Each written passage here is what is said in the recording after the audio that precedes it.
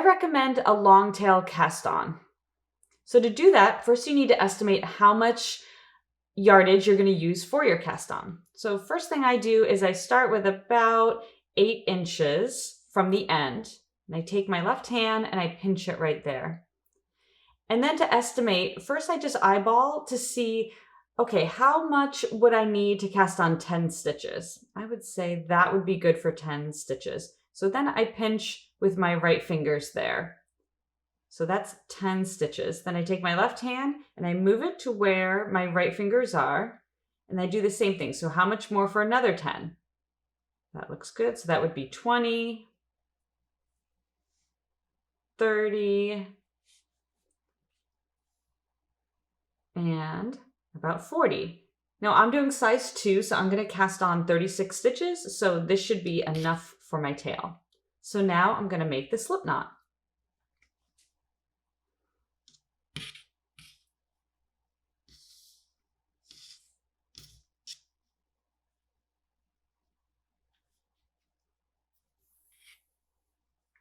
Okay, so then I put the slip knot on my right needle here.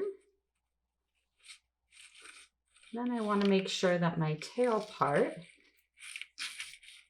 is on the left side and my yarn that's coming from the main ball is on the right. And moving forward, I'm going to always be calling this the working yarn. So this is the tail and this is the working yarn.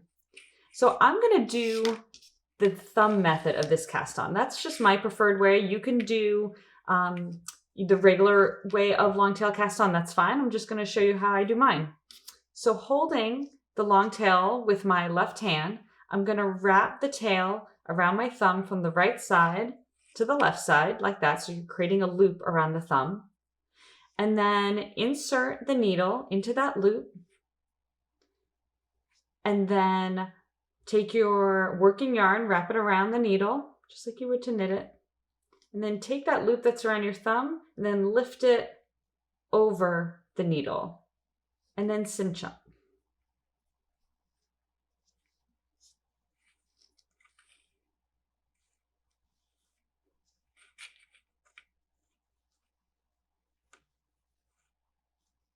Okay, so now I'm going to go ahead and cast on my 36 stitches.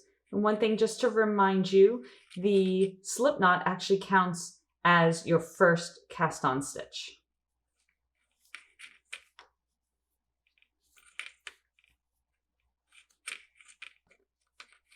Okay, so once you have all of your stitches cast on, so I still have a decent tail. It's a little bit long. I always prefer having some left over than not enough, so that's okay. I am going to trim it just so that it's not too much in the way, but still leaving at least a tail of about 6 to 8 inches. So I'm just going to snip it right there. Okay, so now we are ready to move on to the Raglan Setup Row.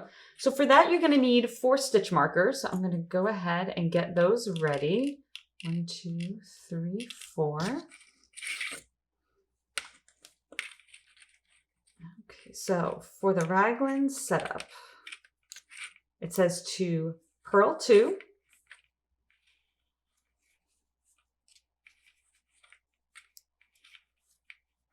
and then place a marker. So let's go ahead and place a marker on the right needle. Then for my size, it says to purl 4.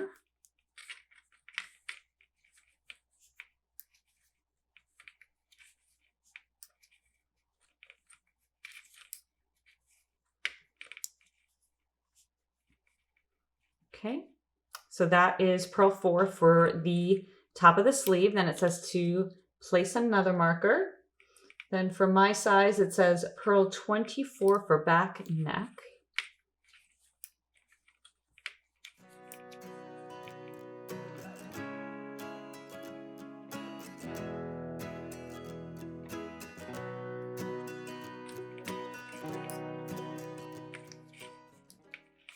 Okay, so I've knit my 24, then it says to place a marker. Then it says to purl 4 for sleeve.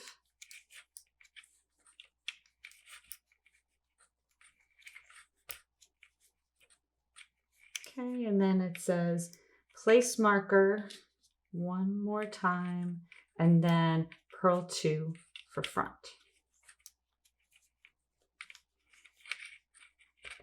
Okay, so let's just take a quick look at this. So, although it doesn't look like much at this point, these 2 stitches on either ends are going to be your fronts. These stitches in between these sets of markers are going to be your sleeves, and then the back is going to be your back of neck. So eventually, I'm going to move this over to the cable so I can kind of show you. Eventually, this is what goes around the back of your neck.